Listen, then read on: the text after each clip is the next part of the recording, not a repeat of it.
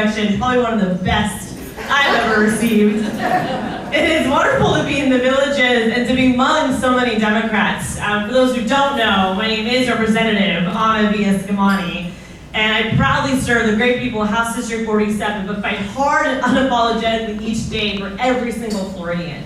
And so I'm so honored to be here today as we work together to flip this state, to not give it to President Trump, and to make sure that we can change our White House, change our Senate, and change the state legislature.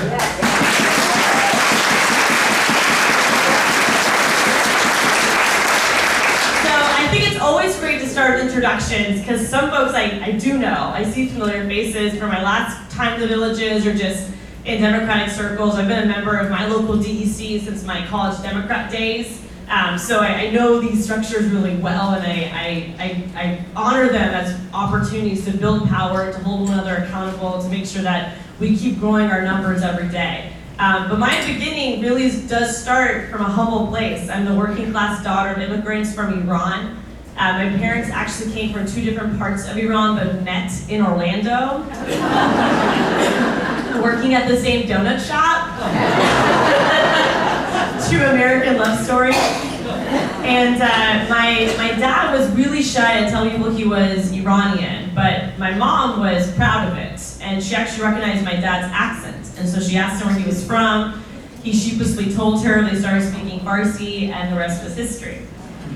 They made Orlando their home. I have a twin sister, Ida Eskamani, who's also kind of a badass, if you don't know, and an older brother, Aria. And we grew up just trying to make ends meet. My dad went to the University of Central Florida. He graduated in '94. Go Knights. He worked on the Space Coast as an engineer on the weekdays, and then worked at Walt Disney World on the weekend as a customer service rep, just to help make ends meet. My mom had a degree from Iran she couldn't use, so she worked at fast food restaurants, eventually at Kmart, where she was a department manager. And there were many late nights where my sister and I would be with her, helping her stock the shelves and clean the stores. She'd get home at a decent time. And unfortunately, that was actually her last job because in 2004, she passed away to cancer. And it is that loss, that chip on my shoulder, that motivates me to do good. It motivates me to honor her life, the act of empowering others. And that's been my mantra ever since. Thank you. I'm a firm believer in honoring those who are no longer with us through action. And as we once more witness more mass shootings and more innocent people being killed at the hands of those, whether they're filled with hate or have access to weapons they should not have access to, it reminds me that we have to step up and do everything we can to push back against the National Rifle Association, to call action on lawmakers at every level of government to pass comprehensive background checks, to ban assault weapons, to ensure that domestic abusers don't have access to guns. There's so many policies available to us, yet we do nothing for it. Anytime someone dies, I go back to the feeling of losing someone in your life. And so, each one of us directly impacted by gun violence, but each one of us also knows what it means to lose someone, and I don't want anyone to feel that way.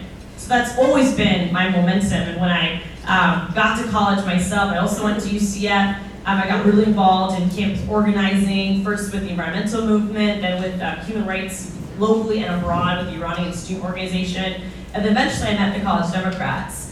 And I have to tell y'all, I was registered NPA when I first got registered to vote as a 16-year-old. My parents were Democrats, but I wanted to be rebellious and not just follow their steps. So I wanted to figure it out myself. And I remember being at UCF and seeing other students register students to vote. And I was so inspired by that notion of helping complete strangers have access to their personal power, that I got a little more involved.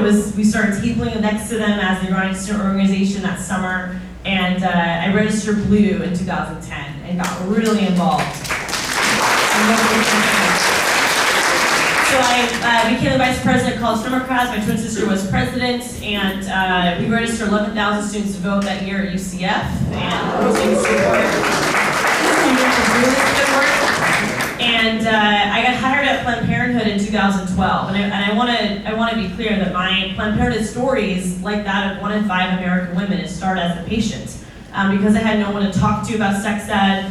dating, sexual assault, harassment, birth control, you name it. I was clueless. I had absence-only education in my public high school, and found myself at a Planned Parenthood Health Center when I was 18 years old looking for answers, and started method contraception that was right for me, and was able to go through college without fear of pregnancy, with knowledge on STI prevention, and started volunteering at the health center escort, walking patients in from their cars to our front doors. We had protesters outside.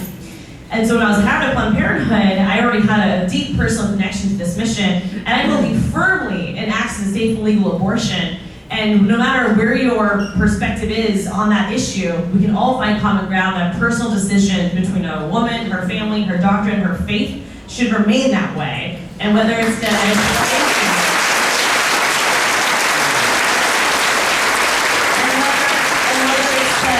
pregnancy, raise a child, or choose adoption, she should be supported in every decision, have full access to each one, but politicians should not be involved. And so through my work at Planned Parenthood, I really got to have a close view of the Florida legislature.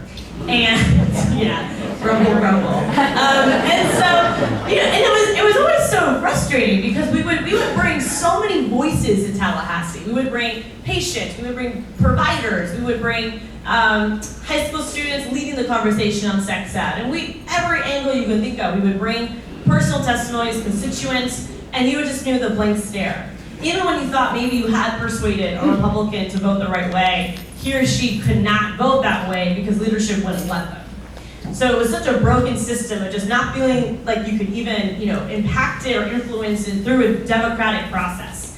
And that was my first beginning of understanding that politicians are not untouchable people.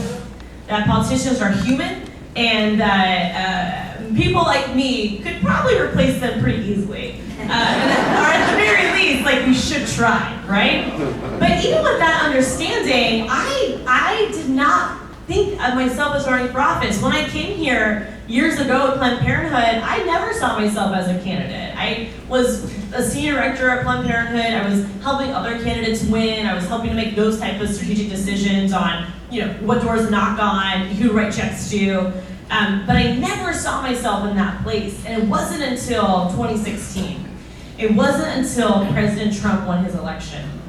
And for me, it was less about him winning, to be honest, and more about it was more about the process that he got to victory. It wasn't about Hillary losing. It really was about his process, which was grounded in dividing us and pushing vitriolic rhetoric that does lead to violence, and creating a world of us and them, of those of us who look different to the other. And I knew nothing would change unless we got more women elected to office. And even in that moment, I was so fearful of the idea of losing, because we have to remember that many women who run for office, it's not a career move, it's not trying to elevate their name, it's very much driven by a passion for community. And that was the case for me. I'm a Orlando native, born and raised, and I'm getting my doctorate at UCF. I bleed black and gold, I care about my community. And the idea of being rejected by my constituents was really difficult. I would tell folks all the time that I felt like I was trying to marry the state of Florida and did not want to be left at the altar.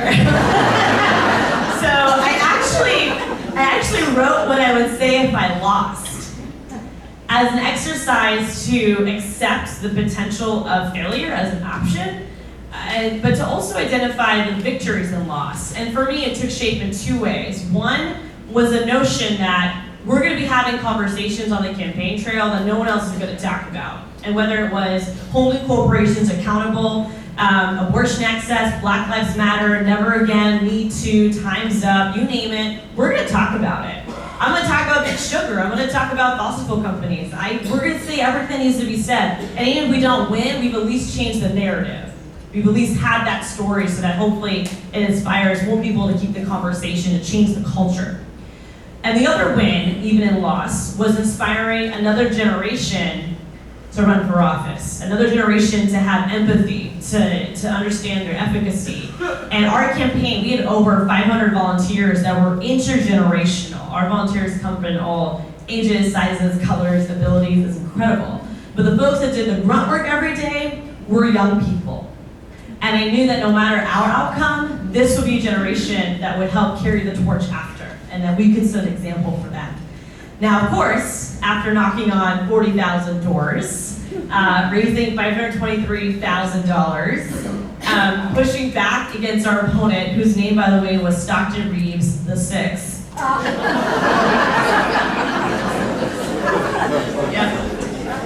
Who self-funded his campaign and did 25 pieces of negative mail, mostly negative mail, 3 TV ads, mostly negative, did everything they could. They did race baiting. They did a push poll in the district that asked if people would still vote for me if they knew that I was Iranian and had close ties with the Islamic Republic of Iran, the largest creator of terrorism. Yeah, that happened in our district. No, everything they tried, we flipped our seat. We flipped it hard.